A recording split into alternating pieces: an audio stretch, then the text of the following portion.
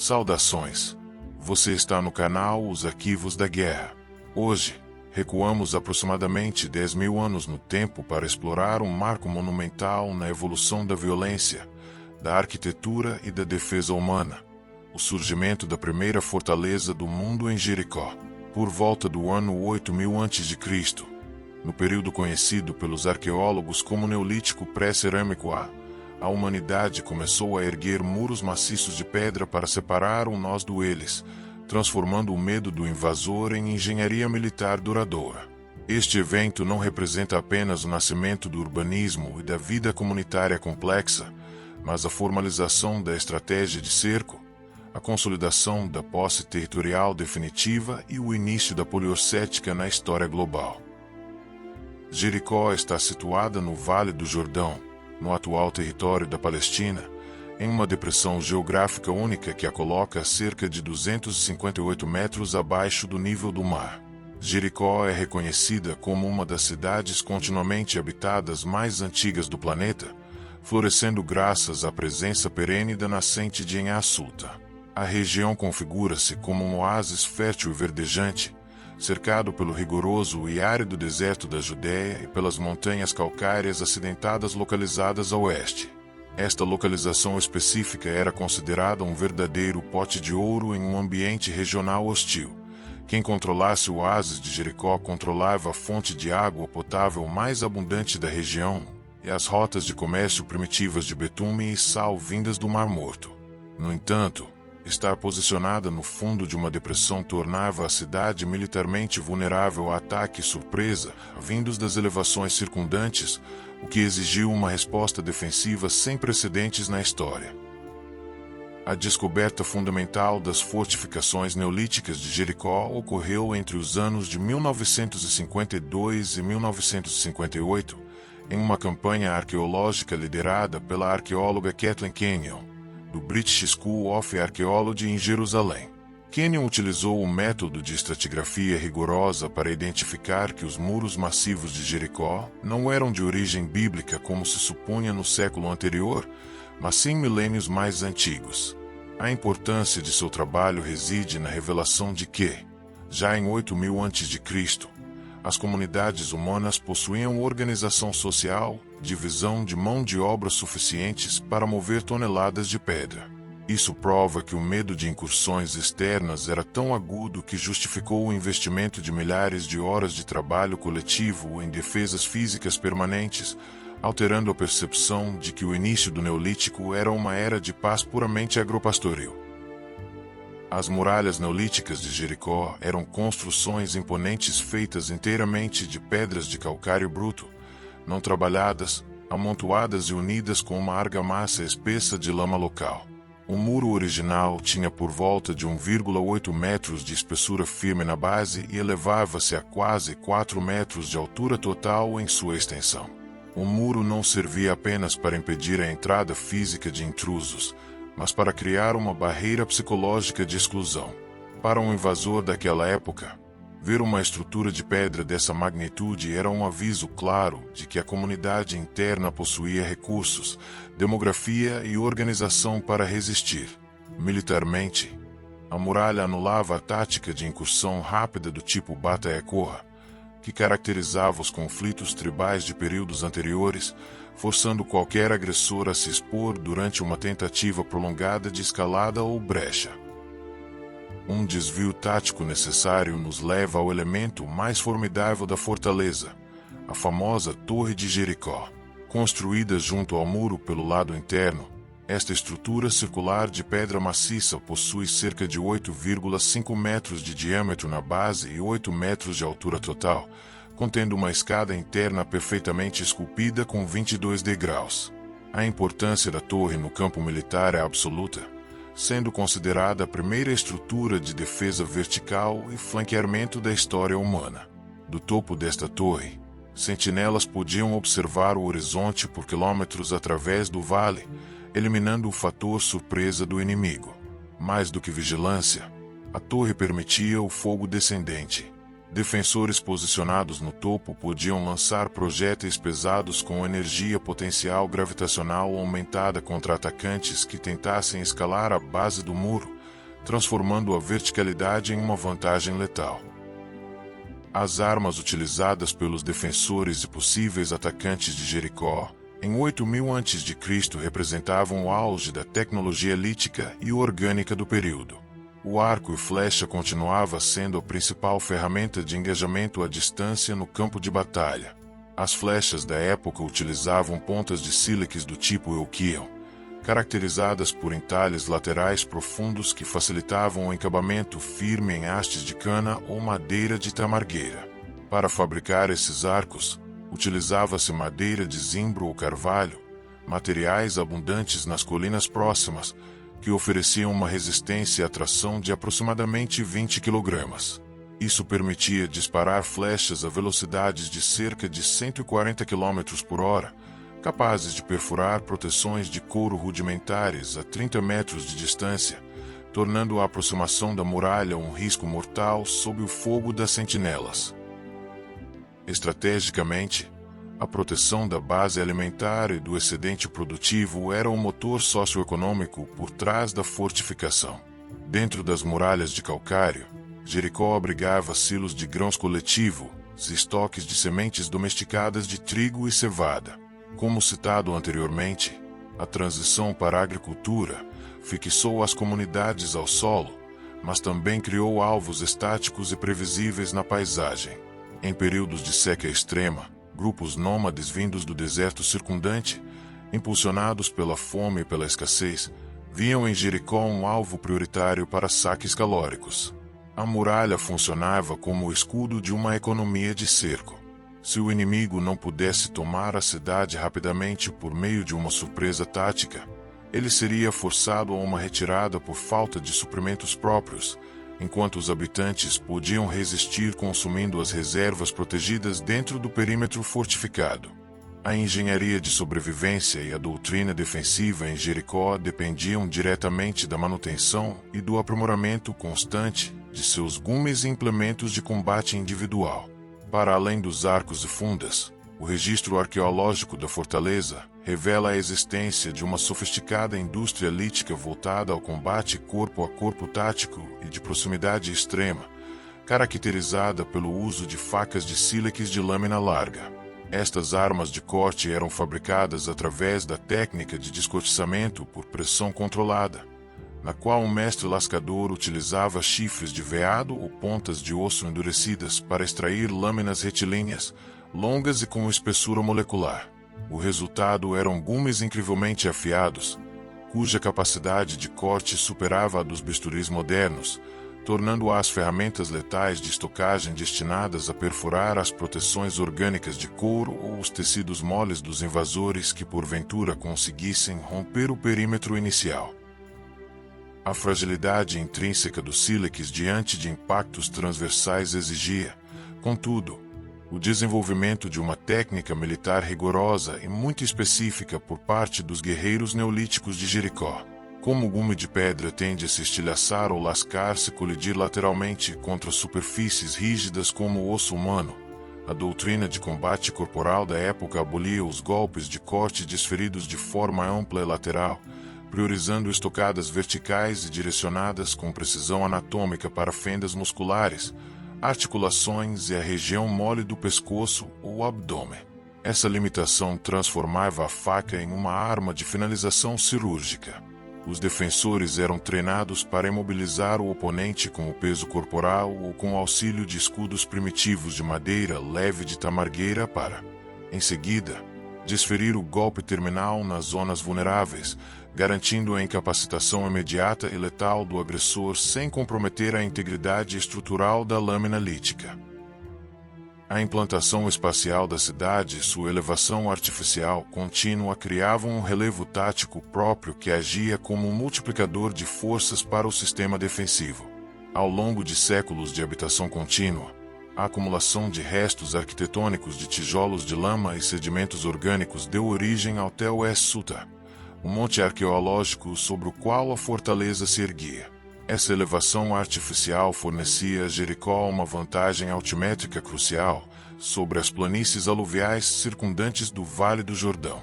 O Tel funcionava como um bastião elevado, Qualquer força invasora que tentasse se aproximar da base da muralha de 4 metros de altura precisava primeiro subir a encosta íngreme e acidentada do próprio monte de habitação acumulada. Isso reduzia drasticamente a velocidade de carga do inimigo, exaurindo sua energia física antes mesmo do choque das linhas de infantaria, enquanto permitia aos defensores do topo da muralha o uso otimizado do fogo descendente e de projéteis de funda.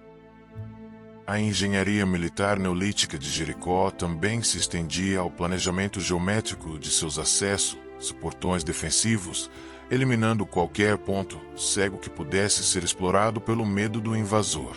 Diferente das entradas lineares e diretas que caracterizavam os assentamentos tribais do início do Neolítico, o portão de acesso principal à fortaleza era construído de forma angular, forçando o visitante ou o agressor a realizar uma curva fechada de 90 graus para cruzar o perímetro fortificado.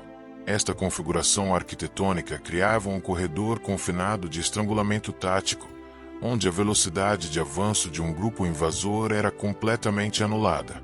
Ao realizar a conversão forçada à direita, o guerreiro atacante era obrigado a expor o seu flanco esquerdo, o lado do corpo que não estava protegido pelo escudo, deixando-o vulnerável às lanças curtas e às flechas dos defensores posicionados em plataformas de madeira superiores diretamente integradas ao muro de calcário. A logística de munições, a preparação prévia dos arsenais dentro do perímetro de Jericó refletem uma sociedade estruturalmente moldada pela paranoia institucionalizada e pelo perigo iminente de extermínio territorial. Próximo à base interna da Grande Torre de Jericó, as campanhas arqueológicas revelaram depósitos concentrados contendo milhares de seixos de rio ovais e perfeitamente selecionados por peso e tamanho. A importância histórica dessas descobertas reside na prova empírica de que a comunidade mantinha uma cadeia logística militar permanente. Em tempos de paz ou trégua sazonal, indivíduos eram destacados exclusivamente para percorrer os leitos secos de riachos e vadis próximos, coletando e transportando toneladas de pedras de calcário denso e basalto até os armazéns da fortaleza. No advento de um cerco prolongado conduzido por hordas nômades do deserto, os fundibulários da torre e das muralhas contassem com um suprimento virtualmente inesgotável de projéteis padronizados, capazes de manter o fogo de supressão constante a distâncias superiores a 100 metros. O estresse gerado pela falha geológica ativa do Vale do Jordão representava um dos maiores desafios estratégicos para os arquitetos militares de Jericó, exigindo uma doutrina de manutenção e resiliência sem paralelos na antiguidade pré-clássica. A bacia de Jericó está posicionada diretamente sobre uma zona tectônica propensa a abalos sísmicos severos e recorrentes. Historicamente, terremotos cíclicos danificavam ou derrubavam seções inteiras da muralha de pedra, abrindo brechas catastróficas que deixavam o oásis e seus silos temporariamente indefesos contra incursões oportunistas. Como citado anteriormente, a resposta da comunidade a essa vulnerabilidade geológica era a prontidão de trabalho coletivo.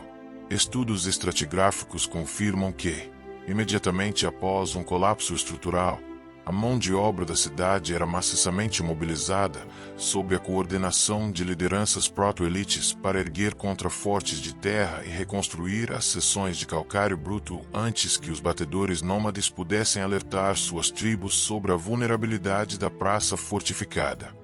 A geografia tática do entorno de Jericó também incluía um fosso monumental escavado diretamente na rocha sólida, localizado logo à frente da Grande Muralha de Calcário. Este fosso externo possuía aproximadamente 8 metros de largura e 2,7 metros de profundidade em toda a sua extensão útil. Escavar o calcário usando apenas ferramentas de pedra lítica e chifres de veado foi uma façanha inacreditável de engenharia militar para o ano 8000 a.C. O fosso servia para quebrar a carga do inimigo e impedir o uso de escadas simples de madeira, que não teriam base estável no fundo irregular da vala. Além disso, o fosso impedia de forma definitiva que atacantes cavassem sob o muro para derrubá-lo, uma técnica de minagem primitiva que já começava a ser muito temida. O sistema muro-fosso-torre criou a primeira zona de morte arquitetônica integrada da humanidade. A engenharia militar de Jericó em 8000 a.C. não se limitava às estruturas visíveis acima do solo. Ela se estendia a uma compreensão profunda da geologia local para maximizar a doutrina de defesa regional. O fosso, como citado anteriormente, era uma extensão tática indissociável da própria muralha. O solo de Jericó é composto por espessas camadas de sedimentos aluviais depositados sobre uma base de calcário firme e compactada. Estrategicamente, os engenheiros neolíticos aproveitaram essa solidez geológica para escavar o fosso diretamente na rocha-mãe.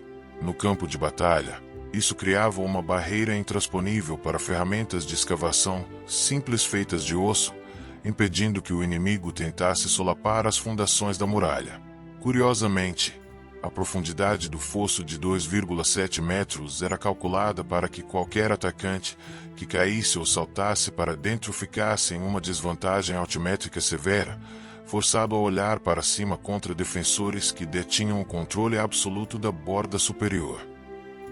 A logística de defesa de uma fortaleza complexa como Jericó exigia uma organização social verticalizada, coordenada ativamente por lideranças organizadas que alguns arqueólogos denominam como proto-elites. A arqueóloga Kathleen Kenyon, em suas escavações realizadas a partir de 1952 trabalhando institucionalmente pela British School of Archaeology em Jerusalém, observou que a construção conjunta da torre e da muralha exigiu um movimento coordenado de mais de 10.000 toneladas de pedra. A importância dessa descoberta reside no fato de provar que Jericó possuía uma verdadeira cadeia de suprimentos militar. Enquanto parte considerável da população garantia a produção de alimentos nos campos de trigo e cevada, outra parte era dedicada exclusivamente à manutenção pesada das defesas. Militarmente, isso significa que Jericó foi o primeiro local onde a guerra deixou de ser uma atividade oportunista e sazonal para se tornar uma preocupação estrutural permanente, exigindo a estocagem preventiva de munição em locais estratégicos ao longo de todo o muro. Um desvio tático necessário para compreender o poder ofensivo real da fortaleza nos leva à funda, uma das armas mais subestimadas e eficientes do arsenal neolítico inicial. As pedras de funda encontradas nos estratos arqueológicos de Jericó são geralmente seixos de rio lisos, ovais e polidos pela água, pesando entre 50 e 150 gramas. A funda era feita inteiramente de fibras vegetais trançadas, como linho silvestre local, ou tiras flexíveis de couro de gazela.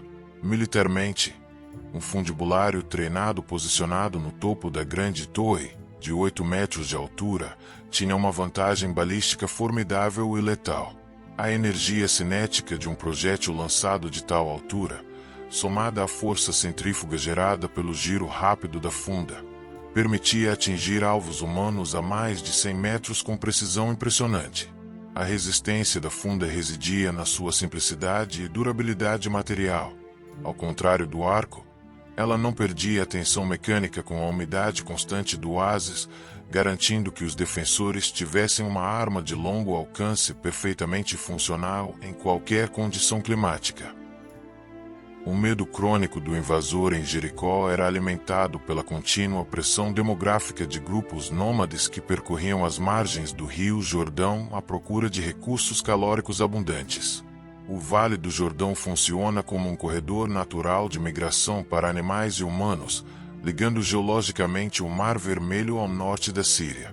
Este vale configura-se como uma falha geológica ativa de grande magnitude, o que explica a presença de nascentes profundas e perenes como em Assuta. Estrategicamente, Jericó era o posto de controle obrigatório deste corredor natural. Para um grupo nômade faminto, a visão das muralhas de calcário brilhando sob o sol do deserto era simultaneamente um convite ao saque calórico e um aviso claro de perigo mortal. A cidade não era apenas um refúgio civil, era uma demonstração de força geopolítica que forçava os grupos rivais a buscarem alianças táticas ou a desenvolverem suas próprias táticas de cerco, dando início à corrida armamentista que definiria a história humana. A importância tática da icônica Torre de Jericó é reforçada pela sua impressionante e engenhosa estrutura interna de circulação vertical.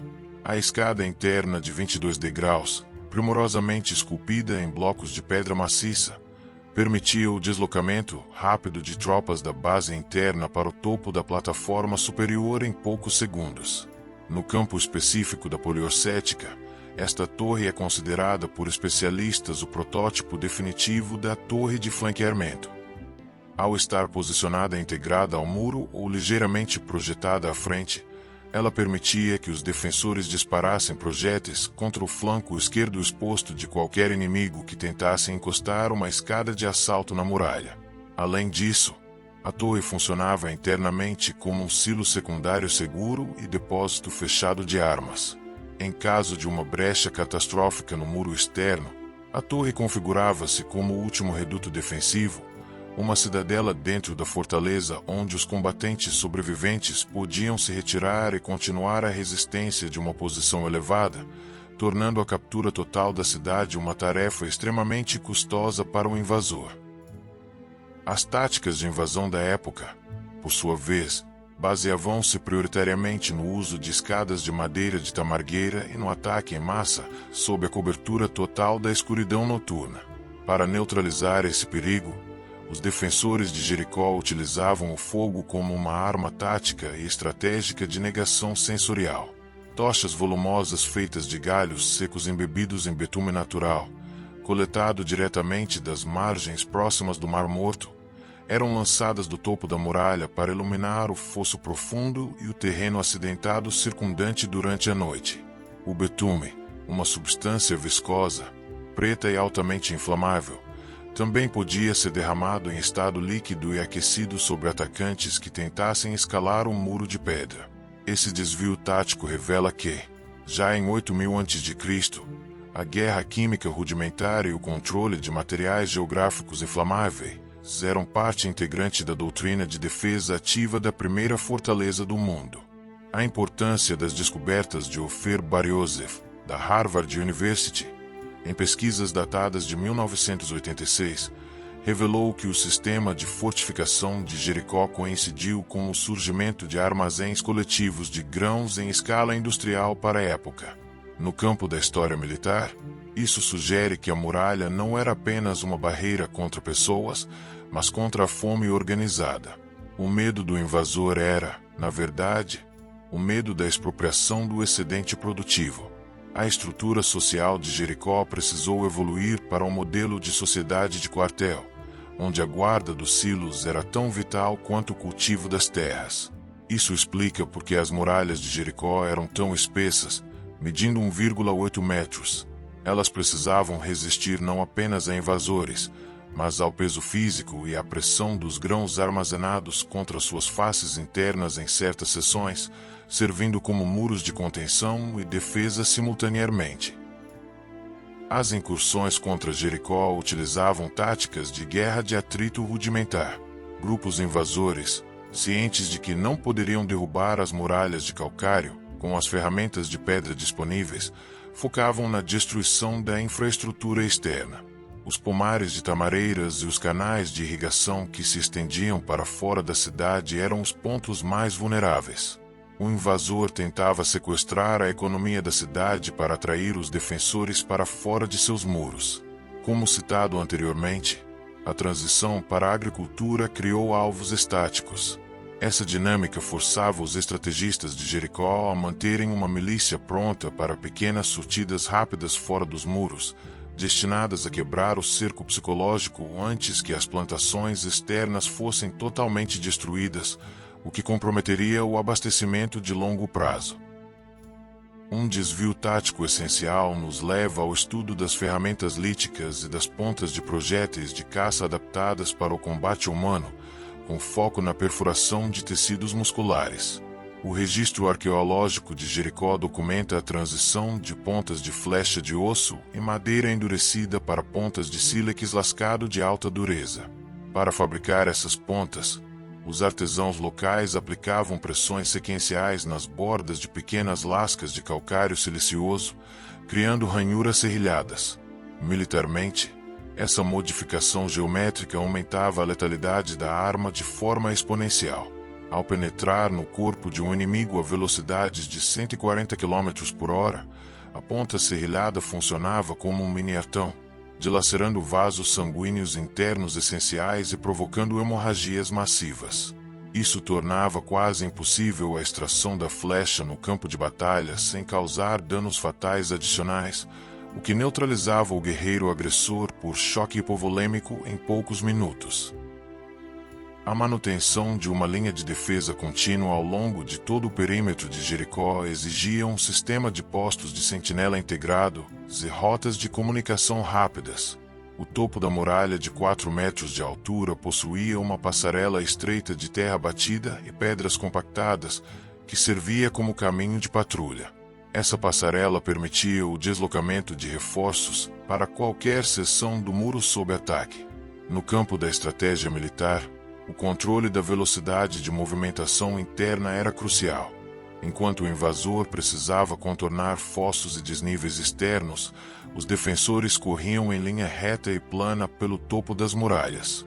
Essa assimetria de mobilidade compensava a inferioridade numérica que a comunidade de Jericó pudesse ter em relação a grandes hordas nômades coalizadas, permitindo concentrar o fogo de fundas e flechas exatamente no ponto de ruptura escolhido pelo inimigo. A arqueologia forense, através de estudos estratigráficos complementares conduzidos no sítio por pesquisadores da University of Oxford em 2008, identificou que as muralhas neolíticas sofreram pelo menos 3 grandes colapsos provocados por forças antrópicas, ou seja, cercos militares bem-sucedidos. A importância dessas descobertas reside na quebra do mito de que Jericó era uma fortaleza inexpugnável para a tecnologia de 8.000 a.C. Os dados mostram que seções inteiras de pedra de calcário bruto foram desestabilizadas não por arietes inexistentes na época, mas por técnicas de solapamento de fundações.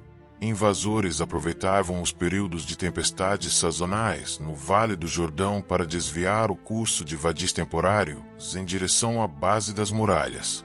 A água corrente infiltrava-se na argamassa espessa de lama local, enfraquecendo a sustentação mecânica das pedras e provocando o desabamento estrutural por gravidade, abrindo brechas que permitiam a invasão da infantaria de choque. A logística de armas de Jericó incluía a fabricação de clavas de pedra polida com cabeças esféricas de calcário denso ou basalto vulgário, destinadas ao combate em ambientes confinados. Quando o inimigo conseguia cruzar as muralhas através de brechas ou usando escadas de madeira de tamargueira, o combate à distância perdia a eficácia, dando lugar a confrontos violentos nas vielas estreitas do assentamento. As clavas eram armas de choque devastadoras. Para confeccioná-las, blocos de basalto, transportados de jazidas distantes do Vale do Rift, eram picotados com percutores de quartzo e polidos com areia úmida até atingirem o peso ideal, de aproximadamente 1,2 kg. Militarmente, a clava de pedra polida concentrava toda a força do golpe em uma superfície reduzida. O impacto contra o crânio ou a clavícula de um agressor rompia o osso instantaneamente, provocando fraturas expostas e traumatismos fatais, transformando o interior de Jericó em uma zona de extermínio confinado. Internamente, a malha urbana da fortaleza não seguia um padrão residencial aleatório. As habitações de tijolos de barro secados ao sol eram deliberadamente construídas de forma concêntrica e coladas umas às outras, compartilhando paredes traseiras espessas. Como citado anteriormente, a muralha externa de calcário bruto era a primeira linha de contenção, mas essa organização habitacional compacta criava um sistema de muralhas secundárias internas e labirínticas. Se o inimigo conseguisse transpor o muro principal de 4 metros de altura, ele se deparava imediatamente com um ambiente urbano hostil e claustrofóbico, projetado especificamente para desorientar e fragmentar o avanço de grandes contingentes armados. Militarmente, o desenho das ruelas de Jericó em 8.000 a.C. funcionava como um multiplicador de forças defensivas em combates de curta distância. As passagens eram propositalmente estreitas, medindo pouco mais de 1 metro de largura, o que impedia que 2 ou 3 invasores caminhassem ou lutassem lado a lado com eficácia. Esse estrangulamento espacial neutralizava a vantagem numérica do exército atacante, forçando-o a avançar em fila indiana. Os guerreiros da fortaleza, conhecedores de cada beco e saída oculta, podiam realizar emboscadas cirúrgicas a partir dos tetos planos das casas, que serviam como plataformas de combate elevadas. Do topo dessas estruturas residenciais, idosos, mulheres e jovens integravam-se ativamente ao esforço de guerra, lançando pedras pesadas, água fervente e ferramentas agrícolas afiadas contra a cabeça dos agressores confinados no solo, desestruturando qualquer comando tático inimigo. Um desvio tático focado nas armas de arremesso individuais nos revela o papel crucial do dardo curto de arremesso leve no arsenal neolítico. Diferente das lanças pesadas de estocada, os dardos de Jericó eram construídos com hastes de madeira de salgueiro de aproximadamente 1,2 metros de comprimento, secadas ao fogo para aumentar a rigidez e reduzir o peso para cerca de 400 gramas. As pontas eram feitas de sílex com formato foliáceo, fixadas com resina vegetal extraída de árvores locais e amarradas firmemente com tendões de gazela desidratados. Militarmente, esses dardos eram arremessados manualmente a distâncias curtas, entre 15 e 20 metros, com uma velocidade de impacto que atingia cerca de 60 km por hora.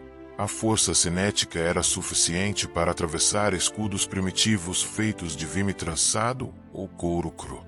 O uso coordenado desses dardos pelas plataformas superiores dizimava as vanguardas de assalto antes mesmo que elas pudessem usar suas facas e clavas de pedra. A base arqueológica e os estudos científicos que validam a sofisticação militar de Jericó receberam uma contribuição fundamental nas pesquisas conduzidas pelo arqueólogo Jean Perrot em 1992, atuando institucionalmente pelo Centre National de la Recherche Scientifique da França. Perrot analisou os padrões de fraturas e traumas ósseos encontrados em restos humanos nos estratos do Neolítico pré-cerâmico do Vale do Jordão.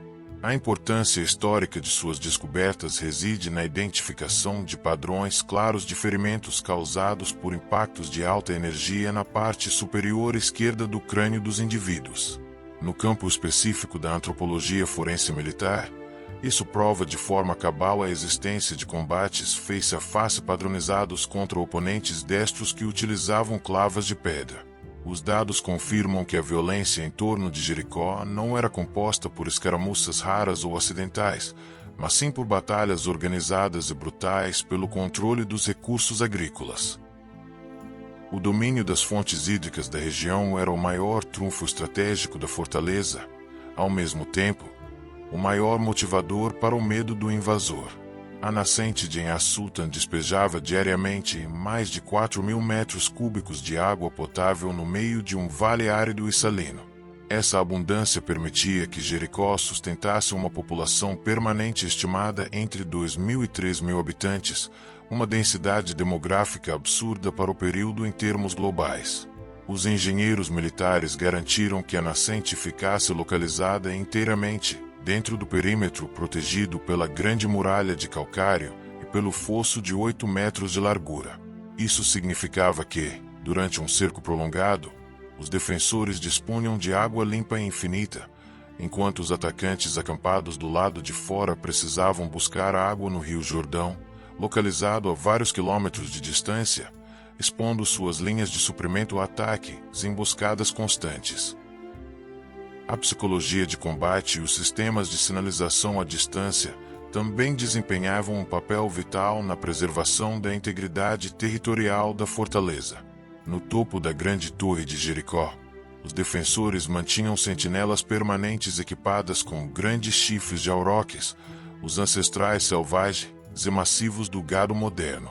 Quando os batedores avistavam poeira ou movimentação suspeita nas colinas calcárias a oeste ou nas planícies áridas a leste, os chifres eram soprados, emitindo um som grave de baixa frequência que ecoava por todo o Vale do Jordão. Militarmente, esse alarme acústico cumpria duas funções estratégicas cruciais: alertava imediatamente os agricultores que trabalhavam nos campos externos para que abandonassem as plantações e buscassem refúgio atrás dos muros, e iniciava o protocolo de fechamento dos portões angulares, garantindo que a fortaleza estivesse perfeitamente selada antes da chegada da força invasora. Na história da Guerra Antiga, o sucesso de uma fortaleza não dependia apenas de sua capacidade de repelir assaltos frontais violentos, mas de sua eficiência em vencer uma guerra de desgaste temporal. Quando os grupos invasores percebiam que as defesas integradas por muros, fossos e a imponente torre circular de 8,5 metros de diâmetro eram intransponíveis para suas ferramentas líticas, a única opção estratégica restante era cercar o assentamento para cortar suas comunicações externas. No entanto, essa estratégia de bloqueio invertia o vetor de vulnerabilidade logística, pois eram os atacantes que operavam em território hostil, sem linhas de suprimento estáveis e expostos às variações extremas de temperatura do deserto da Judéia. As forças defensivas de Jericó operavam um sofisticado sistema de contra-cerco psicológico e tático que exauria a determinação das tribos agressoras. Enquanto o invasor sofria com a escassez calórica nas bordas do oásis, os defensores realizavam pequenas exibições de força e fartura a partir do topo das muralhas de calcário bruto. Arqueólogos sugerem que o ato de arremessar restos de alimentos ou ostentar vasilhames cheios de água limpa da fonte de En-Sultan era uma tática de guerra psicológica deliberada para minar o moral do inimigo. No campo de batalha neolítico, onde o moral da tropa e a coesão tribal eram os únicos combustíveis para a continuidade de uma campanha, perceber que a comunidade sitiada mantinha um padrão de vida confortável atrás das defesas físicas forçava os chefes invasores a abandonarem o cerco após poucas semanas para evitar a fome generalizada de seus próprios guerreiros. Um desvio tático nos leva à análise detalhada dos sistemas de proteção corporal individual, coletiva que começavam a surgir como resposta direta ao fogo defensivo de Jericó. Para cruzar a zona de morte de 8 metros de largura delimitada pelo fosso escavado na rocha, os atacantes precisavam criar barreiras móveis contra a chuva de projéteis lançada pelos fundibulários e arqueiros. Surgiram assim os primeiros protótipos de mantas e escudos coletivos, confeccionados com camadas sobrepostas de peles grossas de auroques e javali, esticadas sobre armações flexíveis de madeira de salgueiro. Essas proteções orgânicas eram umedecidas com água do rio Jordão antes do avanço para neutralizar as flechas incendiárias e as misturas de betume aquecido lançadas da grande torre. A engenharia de materiais orgânicos da época buscava equilibrar leveza para o transporte manual rápido e espessura suficiente para absorver a energia cinética de 140 km/h das flechas de sílex. A base empírica e as pesquisas científicas sobre a transição para essa violência fortificada na região receberam dados valiosos através dos estudos conduzidos pela arqueóloga de campo Anna Belfer-Cohen, em 1995, trabalhando institucionalmente pela Hebrew University of Jerusalem. Belfer-Cohen demonstrou que a proliferação de muralhas e defesas complexas no Vale do Jordão coincidiu com uma mudança drástica nos rituais de sepultamento e no tratamento dos mortos na região. A importância histórica dessas descobertas reside na correlação entre o aumento do estresse militar e a necessidade de fortalecer a identidade grupal. O culto aos crânios moldados em gesso encontrados abaixo dos pisos das casas de Jericó funcionava como uma ferramenta de coesão social e ancestralidade de posse territorial. Esse forte vínculo com a terra e com os antepassados transformava cada habitante da fortaleza em um combatente ideologicamente motivado, disposto a morrer para defender os silos coletivos da destruição. A configuração do deserto da Judéia, que flanqueia Jericó a oeste, impunha restrições estratégicas severas aos movimentos de aproximação e retirada dos exércitos invasores. Esta região é caracterizada por desfiladeiros profundos formados por calcário árido, encostas escarpadas e uma quase total ausência de poços de água perenes. Essas características geográficas faziam com que qualquer força militar vinda das colinas centrais de Canaã ficasse canalizada em pouquíssimas trilhas naturais previsíveis. Os comandantes militares de Jericó utilizavam essa previsibilidade topográfica a seu favor, instalando pequenos postos avançados de observação nas cristas das montanhas mais próximas. Esses vigias detectavam o avanço inimigo com dias de antecedência, permitindo que a fortaleza recolhesse todo o gado caprino e ovino dos pastos externos e destruísse qualquer abrigo natural que os atacantes pudessem usar como base de operações na planície. Como citado anteriormente, a coordenação logística intramuro era o coração do sistema de defesa da primeira fortaleza do mundo, exigindo uma cadeia de comando que controlava minuciosamente a distribuição de calorias e armas durante os períodos de crise severa. Os estoques de flechas com pontas de sílex do tipo Euquinhão, os seixos de rio selecionados para as fundas eram armazenados em nichos específicos construídos na própria face interna da muralha, de 1,8 metros de espessura. Essa disposição arquitetônica eliminava o tempo de trânsito de munições entre os armazéns centrais e as plataformas de combate superiores. No campo específico da poliorcética primitiva, essa eficiência de distribuição garantia que os defensores mantivessem uma taxa de tiro constante e sufocante sobre o fosso e as encostas do Tel Es-Suta, impedindo que o inimigo encontrasse momentos de calmaria tática para organizar um esforço coordenado de escalada ou brecha nas pedras brutas calcárias. Quando as hordas invasoras, exaustas pelas severas restrições logísticas do deserto da Judéia e pelo contra-cerco psicológico, decidiam lançar uma investida desesperada de assalto total, o espaço geográfico à frente das muralhas de calcário bruto transformava-se em um cenário de carnificina geométrica. O avanço em massa exigia que centenas de guerreiros portando clavas de pedra polida, facas de sílex corressem pela encosta íngreme do Tel Es-Suta, cruzando um terreno totalmente limpo de vegetação ou abrigos naturais, sob a observação e o fogo descendente implacável coordenado a partir do topo da grande torre circular. O momento em que a vanguarda inimiga atingia a borda do fosso de 8 metros de largura representava o ponto de ruptura tática da investida. Sem pontes ou pontilhões, que eram preventivamente recolhidos ou destruídos pelos defensores, os atacantes eram forçados a saltar para o interior da vala de 2,7 metros de profundidade, quebrando a velocidade de carga de forma instantânea. Como citado anteriormente, a desvantagem altimétrica dentro do fosso reduzia drasticamente a capacidade ofensiva do invasor. Impossibilitados de usar seus arcos com eficiência devido ao ângulo desfavorável de visão e à necessidade de olhar para cima, os soldados ficavam confinados em um corredor de estrangulamento físico, onde se tornavam alvos fixos e indefesos para as pedras de funda e os dardos curtos de arremesso que choviam das passarelas elevadas do muro. Um desvio tático focado nas lesões e nos impactos balísticos da época revela o terrível poder destrutivo dos projéteis de funda de calcário denso.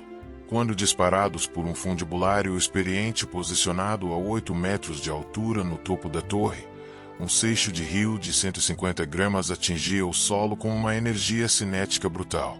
No campo específico da traumatologia militar forense, o impacto de uma pedra dessas contra o corpo de um atacante desprovido de armaduras metálicas causava estragos equivalentes aos de projéteis de fragmentação modernos.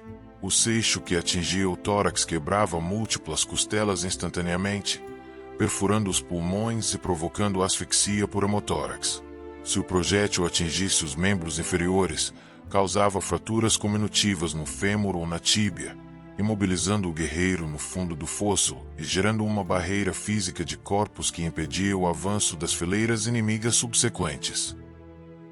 A validação histórica dessa violência em massa e do nível de letalidade nos conflitos do início do Neolítico recebeu um suporte comparativo fundamental através das pesquisas conduzidas pela antropóloga Martha Mirazon-Lar, em 2016, atuando institucionalmente pela University of Cambridge.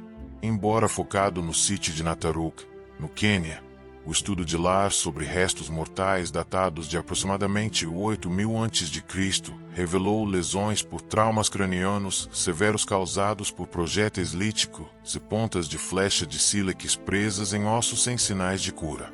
A importância histórica dessas descobertas reside na comprovação de que o Neolítico inicial foi uma era marcada por massacres planejados e violência extrema entre grupos rivais por recursos territoriais. Isso justifica perfeitamente porque a comunidade de Jericó investiu milhares de horas de trabalho coletivo para erguer uma muralha de 1,8 metros de espessura. A alternativa à fortificação era o extermínio completo do grupo.